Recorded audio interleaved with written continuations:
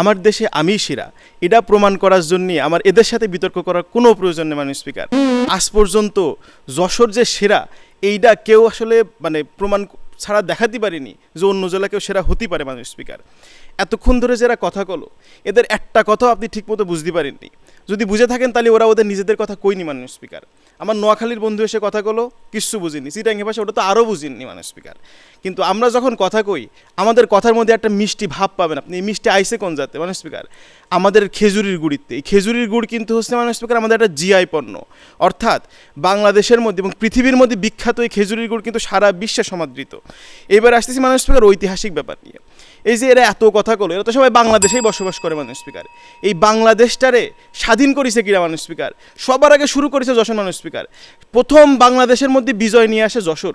6 December সবার আগে প্রথম জেলা হিসেবে স্বাধীনতা লাভ করে মাননীয় স্পিকার। আর একটা জিনিস আপনি দেখেন মাননীয় স্পিকার, এই যে বাংলাদেশে এই যে এই নোয়াখালীর এই যে এদের কি কয়, এদের আমাদের ওইদিকে কয় পলিথিন মাননীয় স্পিকার। কারণ এতে যতই পচান এরা পচে না মাননীয় স্পিকার। এই নোয়াখালীর মানুষজনের একটা ধর্মই হচ্ছে এরা পলিথিনের মতো। বাংলাদেশের মধ্যেই এই যে এরা যারা আছে মাননীয় স্পিকার, এরা কেউ কিন্তু এখনও পর্যন্ত কেউ বলতে পারেনি তার জেলার একটা বিশেষ ঐতিহ্যের কথা মাননীয় স্পিকার। কিন্তু আমার জেলায় যদি আপনি যান আপনি দেখতে পাবেন সবথেকে বড় সফটওয়্যার টেকনোলজি পার্কটা কোনে? যশোরে। কারণ আপনার বুঝতে হবে এখানকার মানুষ আসলে এসব অ্যাডাপ্ট করতে পারে, এদের দিয়ে সম্ভব না। এইবার আসি মাননীয় স্পিকার এদের কথাগুলো মাননীয় স্পিকার, যে নোয়াখালী একটা কথা আছে, ও বললো না কলকাতার কথা, কলকাতার মানুষগুলো কিন্তু আমাদের এদিকে একটু ঘুরতে টুরতে আসে। আমি একদিন কলাম যে আমার একটা বন্ধু আছে নোয়াখালীতে, চলো ঘুরে নিয়ে আসি। এইবার আসি মাননীয় স্পিকার, সেদিন ওর সাথে আমি ওর বাড়ি গেলাম। যাওয়ার সময় দেখলাম বাসের নামার পরে রিক্সাওয়ালারা ডাকতেছে। আমরা কই চাচা কাকা আঙ্কেল, কত সুন্দর করে কই কাগু, কিসের গু মাননীয় স্পিকার। এবারে আসি মাননীয় স্পিকার ওদের জ্বালায় রোহিঙ্গারা পর্যন্ত ভাষান্তরে আসতে চায় না মাননীয় স্পিকার, এত ইনসিকিউর ফিল করে। এরপরে আসি মাননীয় স্পিকার পুরন ঢাকার কথা মাননীয় স্পিকার, এরা এত পরিমাণে মাংস খায়, এত পরিমাণে বিরিয়ানি খায়, বাতাসটা সব দূষণ করে ফেলায়।